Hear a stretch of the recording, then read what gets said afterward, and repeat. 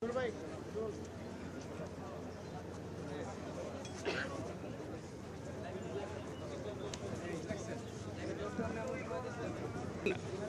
এই এয়ারপোর্টে যে গতকাল দুপুর 14:30-এ যে খবর পেয়ে আমরা একে একে 37টা ইউনিট এখানে অক্লান্ত পরিশ্রম করে আমাদের যে 9টা 18-তে নিয়ন্ত্রণ হয়, আমরা 4টা 55 এটা সম্পূর্ণ নির্বাপন ঘোষণা করেছি।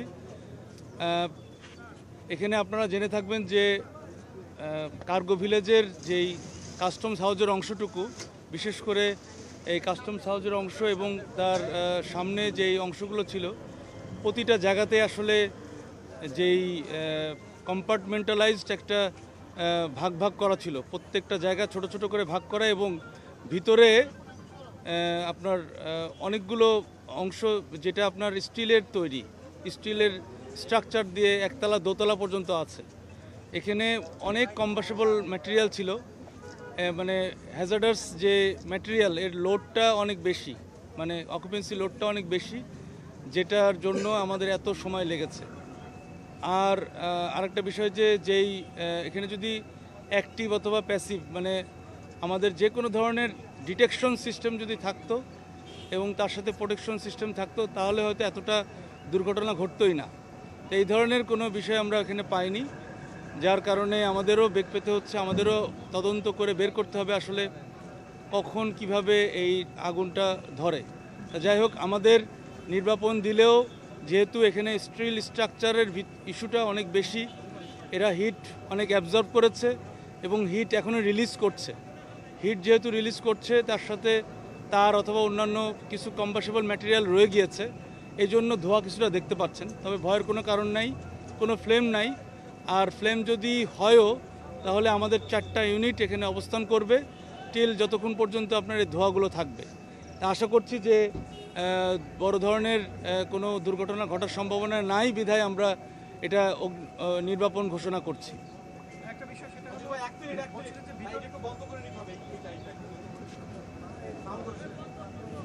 আপনি বলছিলেন যে অ্যালার্ম সিস্টেমটা নাই এবং সেটা লাগার পর ডিটেকশন সিস্টেম দুটার একটাও নাই। তার মানে একটা আন্তর্জাতিক বিমানবন্দর, বাংলাদেশের প্রধান বিমানবন্দর, সেখানকার আমদানি কমপ্লেক্সের এই অবস্থা, আপনাদের সাজেশন কি? এবং এটা তো মানে নিরাপদ না আর কি, এটা কোনোভাবেই নিরাপদ না, যে আগুন ডিটেক্ট করতেও পারছেন না, সঙ্গে সঙ্গে পানি পড়ে যাওয়ার যে অপশনটা সেটাও নাই এখানে। মানে অ্যাক্টিভ এবং প্যাসিভ যে ডিটেকশন এবং প্রোটেকশন সিস্টেম, এটার কথা বলছি। তো এটা আপনার মানে বর্তমান অনুযায়ী আমরা সাজেশন দিচ্ছি যে এটা অবশ্যই বিল্ড আপ করতে হবে, এটা ব্যবস্থা নিতে হবে। আর হচ্ছে এটা যেটা বললাম যে কেন এত সময় লাগলো, সময় লাগার কারণটা বললাম আর কি, যে ছোট ছোট কম্পার্টমেন্ট আপনারা গেলে হয়তো মানে যখন দেখবেন তখন হয়তো বুঝতে পারবেন, তদন্তর পরে জানা যাবে বিষয়টা।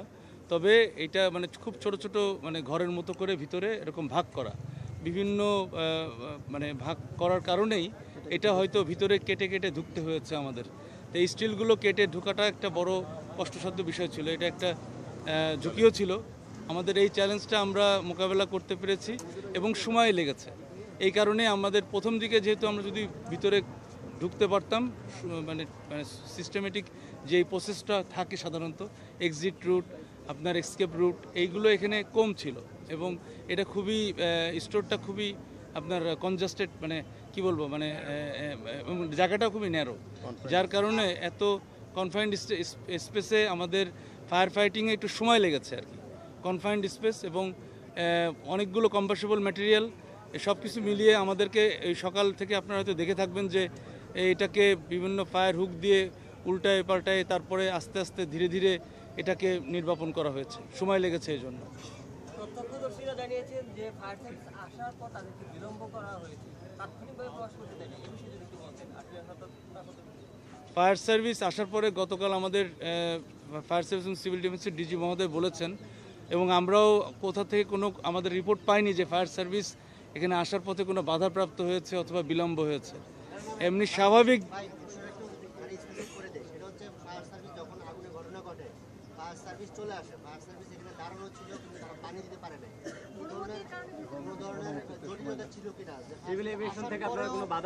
আমি বুঝতে পেরেছি, আমি কোনো বাধা দিয়েছে কিনা,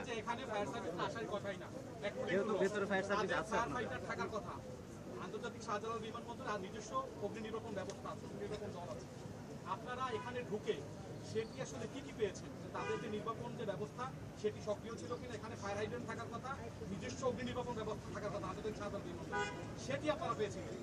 আপনার ধারণাটা একটু ভুল আছে, আপনার তথ্যটা একটু ভুল আছে, আমি সঠিক করে দিচ্ছি। এখানে যে ফায়ার ফাইটিং সিস্টেমটা আছে এটা ইন্টারন্যাশনাল একটা মানে অপারেশনাল, মানে এটাকে অপারেশন করার জন্য যে যে কার্যক্রম করার কথা সেটার জন্য আপনার ফায়ার ফাইটিং সিস্টেম রয়েছে, এটা বেবি চকের রয়েছে। আর ফায়ার সার্ভিস এবং সিভিল ডিফেন্স রাষ্ট্রীয় একটা সংস্থা যার কাজ সব জায়গায় বাংলাদেশের 64টা ডিস্ট্রিক্টে যে কোনো পয়েন্টে সে কাজ করতে পারে। এখানে আসার কথা না, থাকার কথা না, এই ধরনের কোনো রুলস রেগুলেশন অথবা কোনো জায়গায় কোথাও লেখা নেই, ফর ইউর ইনফরমেশন। আর আপনাদের সবার যে একটা জিজ্ঞাসা যে ঢুকতে দেরি হয়েছে কি বাধা দিয়েছে, এই ধরনের কোনো কার্যক্রম অথবা কথাবার্তা অথবা কোনো কিছুই তো আমাদের কোনো তরফ থেকে আমরা পাইনি। আমি জানি না যে, আমরা বুঝতে পারছি না যে আপনাদের বারংবার এই কোশ্চেন আসছে কারো। আমরা আবারও খোলাখুলি বলছি, ফায়ার সার্ভিস সঠিক টাইমেই যেভাবে স্বাভাবিক গতিতে অন্য জায়গায় যায় সেইভাবে স্বাভাবিক গতিতেই, মানে যে গতি আমাদের যে নিয়মতান্ত্রিকভাবে যে জায়গায় স্পটে আসার কথা আমরা সেভাবে এসেছি এবং এখানে কেউ বাধা দেয়নি অথবা কেউ বিলম্ব করাই নাই। আপনারা মনে হয় বুঝতে পেরেছেন না, অন্য কেউ বিলম্ব করাই নাই, আমি তো বলে দিচ্ছি। ভিতরে যে যন্ত্রপাতি ছিল বলছেন ফায়ার এক্সটিংগুইশারগুলো ছিল, সেগুলো কি কাজ করেনি? তাহলে প্রাথমিকভাবে তো এটা তদন্ত করে দেখতে হবে যে ভিতরে যেইগুলো আপনার অগ্নি নির্বাপন যেসব বিষয়াদি ছিল এগুলো কাজ করেছে কিনা, তদন্ত সাপেক্ষ তদন্ত করে দেখতে হবে কাজ করেছে কিনা। ভবনটি কি এখন স্টেবল না ঝুঁকিপূর্ণ? আর আরেকটা বিষয় ক্লিয়ার করবেন যে অগ্নিকাণ্ডের সূত্রপাত সম্পর্কে এখন পর্যন্ত কোনো কিছু জানতে পেরেছেন কিনা? সূত্রপাত কীভাবে হয়েছে এটা আমরা এখনও দেখতেছি। আমাদের অলরেডি তদন্ত কমিটি গঠন হয়েছে। এটা আমাদের প্রাথমিক রিপোর্ট এই যে নির্বাপনের পরে সাধারণত হয় এবং তদন্ত কমিটিটাও তার পরপরই হয়। আর এটার জন্য আমাদের একটু সময় দিতে হবে, আমরা একটু দেখে তারপরে আমরা যাচাই বাছাই করে তদন্ত করে বলতে পারবো সূত্রপাতটা কোথা থেকে।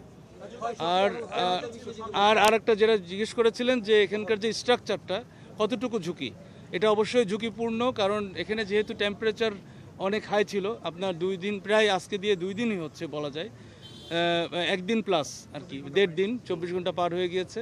এত টেম্পারেচারের কোনো কিছু সাধারণত কনস্ট্রাকশন ধরে রাখতে পারে না। এই জন্য আমরা ভিতরে দেখেছি বেশ কিছু ফাটল ধরেছে, কলামেও ফাটল ধরেছে, এটা অবশ্যই ঝুঁকিপূর্ণ, তবে অতটা ঝুঁকি নয়। আমরা যেহেতু কাজ করছি, বেশি ঝুঁকিপূর্ণ হলে আমরা হয়তো ভিতরে ঢুকতাম না এখন, তবে এটা ঝুঁকিপূর্ণ হালকা রয়েছে এবং আমি আশা করব যে এই ভবন কর্তৃপক্ষ তারা অবশ্যই এটা জরিপ করে এটা বের করবেন যে কতটুকু ঝুঁকিপূর্ণ। পরিবেশের উপর কোনো প্রভাব পড়বে? যেহেতু কেমিক্যাল ছিল, মেডিকেল ইকুইপমেন্ট ছিল, বিভিন্ন ফার্মাসিউটিক্যালসের এখানে কেমিক্যাল ছিল, র মেটেরিয়াল ছিল, এটা যেহেতু এখন এইখানকার, আপনারা কি মনে হয় পরিবেশের উপর কোনো প্রভাব পড়বে এই ঘটনায়? এইটা কিছুটা কম, কারণ এখানে যেটা হয়েছে কেমিক্যাল বলতে যেটা আমরা বুঝি, মানে এটা কেমিক্যাল এজেন্ট তৈরি হয়েছে, মানে পুরার পরে আবার বাই প্রোডাক্ট আরেকটা এজেন্ট তৈরি হয়েছে। এইভাবে কিছু কেমিক্যালের অস্তিত্ব থাকতে পারে, কারণ এখানে যেই ওষুধ রয়েছে, এখানে বিভিন্ন প্রোডাক্ট রয়েছে যেগুলো বাই প্রোডাক্ট পরবর্তীতে কেমিক্যাল এজেন্টে পরিণত হয়েছে। সুতরাং কিছুটা পরিবেশের ক্ষতি তো অবশ্যই থাকে, তবে এতটা নয় যে আমরা নিঃশ্বাস নিতে পাচ্ছি না অথবা বাতাসে আমরা চেক করে আমরা যতটুকু বুঝি যে আমাদের মিরপুরের যে এরকম কেমিক্যাল গোডাউনের যে ঘটনা, এটার সাথে এটা অতটা ওরকম কেমিক্যালের তেজস্ক্রিয়তা অতটা নেই এখানে। ভেতরে ফায়ার সেফটি সিস্টেমটা কেমন ছিল, আপনারা কেমন পেয়েছেন? এটা অনেকটাই পুড়ে গিয়েছে, তো এখন আমাদেরকে আলাদা করে দেখতে হবে, কারণ ছোট বড় বিভিন্ন রকমের ফায়ার সিস্টেম থাকতে পারে। জি, আমাদের নির্বাপন শেষ, তবে নির্বাপনের পরে একটা জিনিস বলে রাখি, ধোঁয়া থাকতে পারে, আমরা আবারও বলছি, এজন্য আমাদের গাড়ি, আমাদের যে ইউনিট 4টা থাকবে এখানে, মানে ভবিষ্যতে কোনো অনাকাঙ্ক্ষিত কোনো দুর্ঘটনা এড়ানোর জন্য। জি, এখন নির্বাপন ঘোষণা করা হয়েছে 4:55। ধন্যবাদ সবাইকে। হতাহত এখন পর্যন্ত আমাদের তরফ থেকে 2 জন এবং আনসারের তরফ থেকে কিছু আছে, এটা আমি এক্স্যাক্টলি সংখ্যা বলতে পারছি না। আহত এটা অল্প আহত, না না না, আহত অল্প, মানে এই 2 জন আর ওই আনসারের কয়েকজন আছে, তবে সিগনিফিকেন্ট কোনো দুর্ঘটনা ঘটে নাই, এখন পর্যন্ত আমাদের কেউ বলেও নাই। আর এইটাই।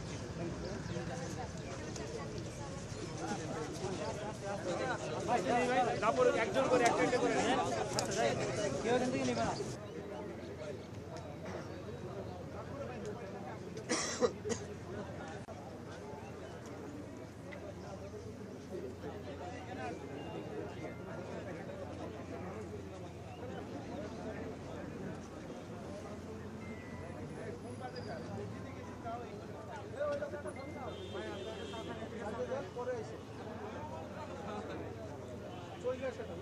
আমরা এই পাশে দেখে রাখি, একটা পড়লে কিন্তু সবগুলাই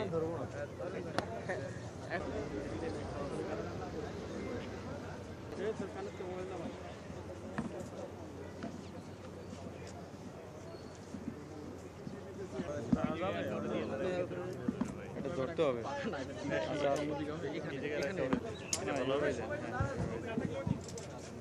আবার বাইক আরেকদিকে অ্যাঙ্গেলটা আরেকদিকে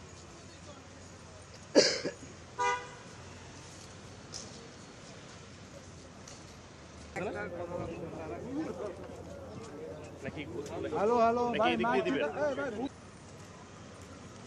আমাকে ঠাক্কা যদি নেয় তাহলে সিভিলের পিছনের হোক আমার